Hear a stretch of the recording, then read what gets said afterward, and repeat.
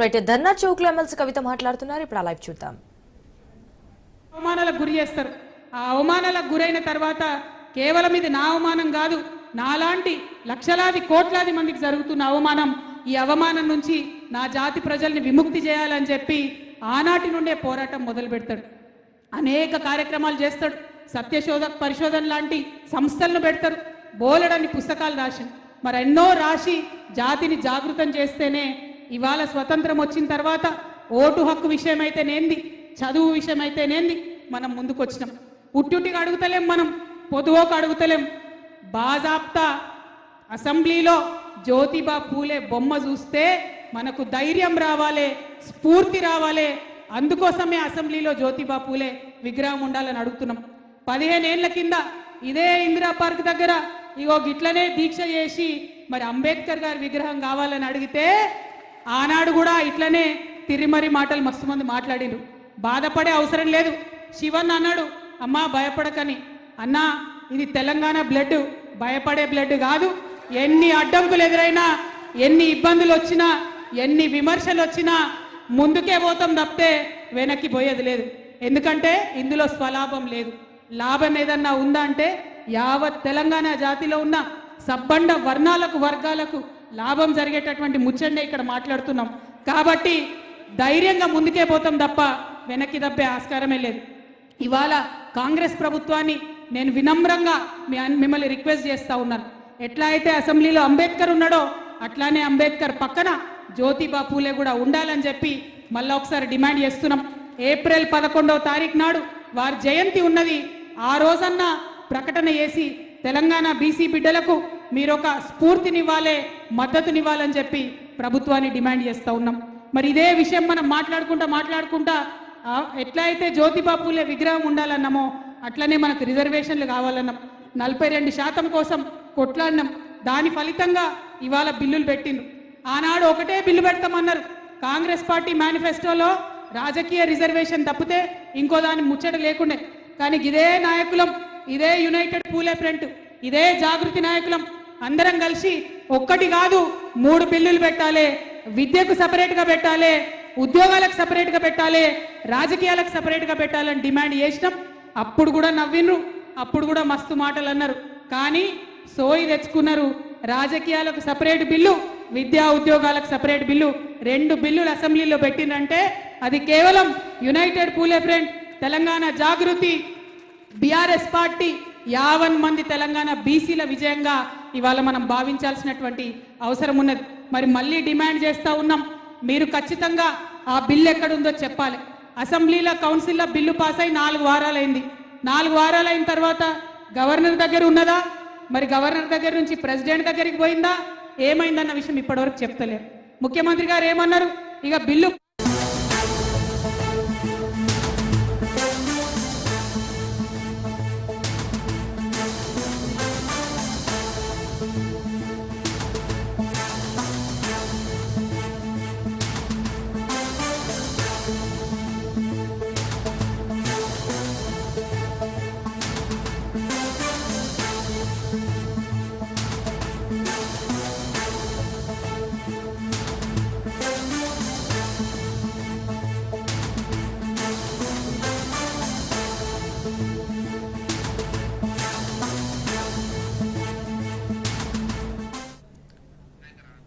ఇక హైదరాబాద్ లో అక్రమ నిర్మాణాలపై రెవెన్యూ అధికారులు మళ్లీ ఉక్కుపాదం మోపారు. కోకాపేటలో అక్రమంగా వెలిసిన నిర్మాణాలను కూల్చేందుకు ఉదయం నుంచే బుల్డోజర్లు వరుస కుట్టాయి. అయితే సర్వే నంబర్ 100 లో అక్రమ నిర్మాణాలను కూల్చివేస్తున్నారు.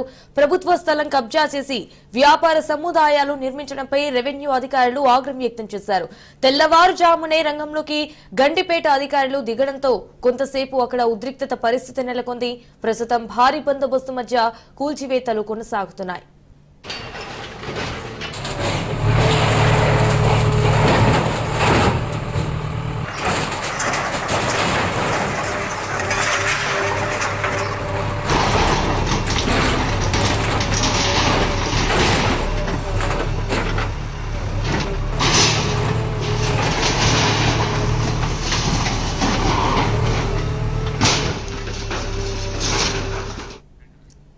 హైదరాబాద్ లో అక్రమ నిర్మాణాలపై రెవెన్యూ అధికారులు మళ్లీ ఉక్కుపాదం మోపారు.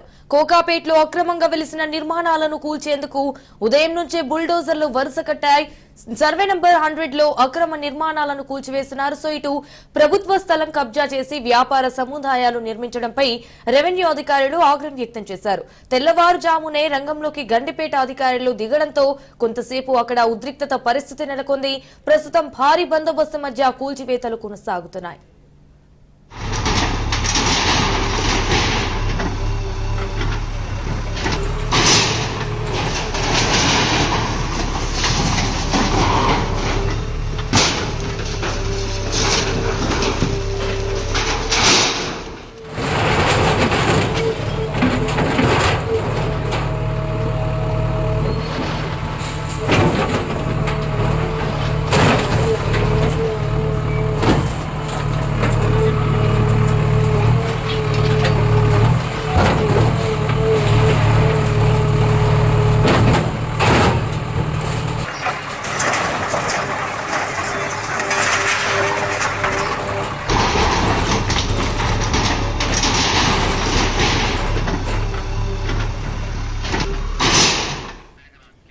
హైదరాబాద్ లో అక్రమ నిర్మాణాలపై రెవెన్యూ అధికారులు మళ్లీ ఉక్కుపాదం మోపారు. కోకాపేటలో అక్రమంగా వెలిసిన నిర్మాణాలను కూల్చేందుకు ఉదయం నుంచే బుల్డోజర్లు వరుస కట్టాయి. రైట్గా ఇదే విషయానికి సంబంధించి మరిన్ని డీటెయిల్స్ మా ప్రతినిధి రత్నకుమార్ ఫోన్ ద్వారా అందిస్తారు. రత్నకుమార్,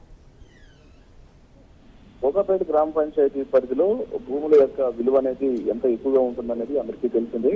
ఒక ఎకరం 100 కోట్ల వరకు పలికినటువంటి సందర్భాలు అయితే ఈ మధ్య కాలంలో చూస్తున్నాం. అలాంటిది కొంతమంది కబ్జారాయుళ్లు కోకాపేటలోని సర్వే నెంబర్ 100 లో ఉన్నటువంటి కొంత భూమిని కబ్జా చేసి ప్రభుత్వ స్థలంలో కొన్ని అక్రమ నిర్మాణాలతో కూడినటువంటి వ్యాపార సముదాయాలను నిర్మించాలన్నటువంటి పథక రచన చేశారు. అందులో భాగంగానే కొన్ని కన్స్ట్రక్షన్స్ కూడా ఏర్పాటు చేయడం జరిగింది. వీటికి సంబంధించి అక్కడ ఉన్నటువంటి స్థానికుల నుంచి రెవెన్యూ అధికారులకు ఫిర్యాదులు వెళ్ళాయి. అందులో భాగంగానే గండిపేట రెవెన్యూ అధికారులు రంగంలోకి దిగి మొదట అక్కడ స్థలాన్ని పరిశీలించిన తర్వాత ల్యాండ్ మొత్తం సర్వే నెంబర్ 100 లో ఉన్నటువంటి ల్యాండ్ అంతా కూడా కబ్జాకు గురవుతూ యొక్క అక్రమ నిర్మాణాలు అవి వెలుస్తున్న విషయాన్ని కన్ఫర్మ్ చేసిన తర్వాత డాక్యుమెంటేషన్ తో కలిసి ఇమీడియట్ గా దాన్ని అది భూ కబ్జాగా గుర్తించిన తర్వాత ఇమీడియట్ గా భారీ పోలీస్ బందోబస్తు మధ్య అక్కడ కూల్చివేతల ప్రక్రియను చేపట్టారు. ప్రజెంట్ అక్కడ జేసీబీల సాయంతో నిర్మిస్తున్నటువంటి అక్రమ నిర్మాణాలన్నింటినీ కూడా కూల్చివేస్తున్నారు. మరోవైపున ఈ అక్రమ నిర్మాణాలను కూల్చివేసినటువంటి సందర్భంలో ఎవరైతే యొక్క నిర్మాణాలను చేస్తున్నటువంటి వ్యక్తులు ఉంటారో వారి నుంచి కొంత నిరసనలు అడ్డంకులు ఏర్పడేటువంటి అవకాశం ఉంటుంది. కాబట్టి భారీ పోలీస్ బందోబస్తును ఏర్పాటు చేశారు. ప్రజెంట్ ఈ నిర్మాణాలు కూల్చుతున్నటువంటి ప్రాంతంలో పూర్తిగా పోలీసులు మోహరించినటువంటి పరిస్థితి కనిపిస్తోంది. సజన రైట్ Ratnakumar, thank you for the updates. ఇక సత్యసాయి జిల్లాలో వైఎస్ జగన్ పర్యటిస్తున్నారు. ఇప్పుడు లైవ్ చూద్దాం.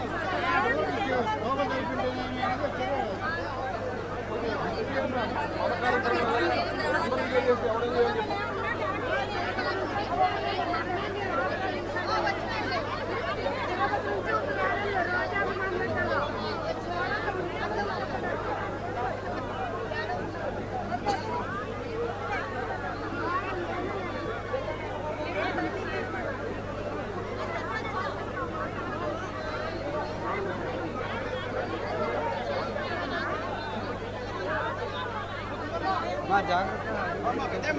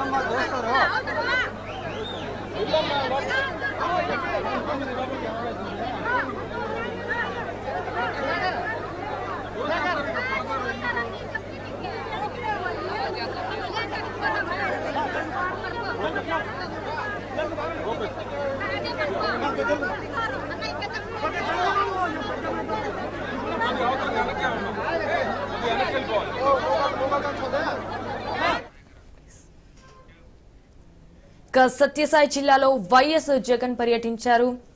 ఇటు లింగమయ్య కుటుంబానికి జగన్ పరామర్శించారు. సో ఇటీవల వైసీపీ కార్యకర్త లింగమయ్య హత్యలో ఇతరులకు గ్రామంలోకి ప్రవేశం లేదన్నారు పోలీసులు. గ్రామంలో భారీగా పోలీసు బందోబస్తు ఏర్పాటు చేశారు.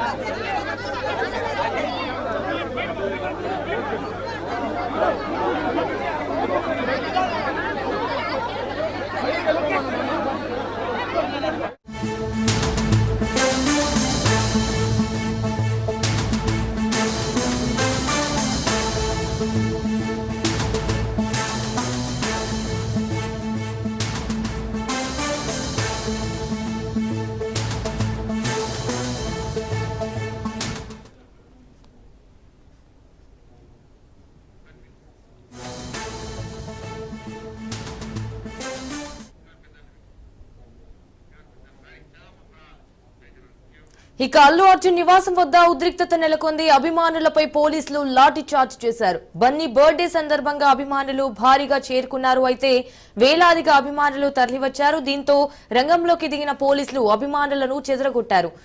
ఓ క్రమంలో అభిమానులపై పోలీసులు లాఠీ చార్జ్ చేశారు. అనంతరం బన్నీ ఇంటి పరిసర ప్రాంతాల్లో పోలీసు భద్రతను కట్టుదిట్టం చేశారు.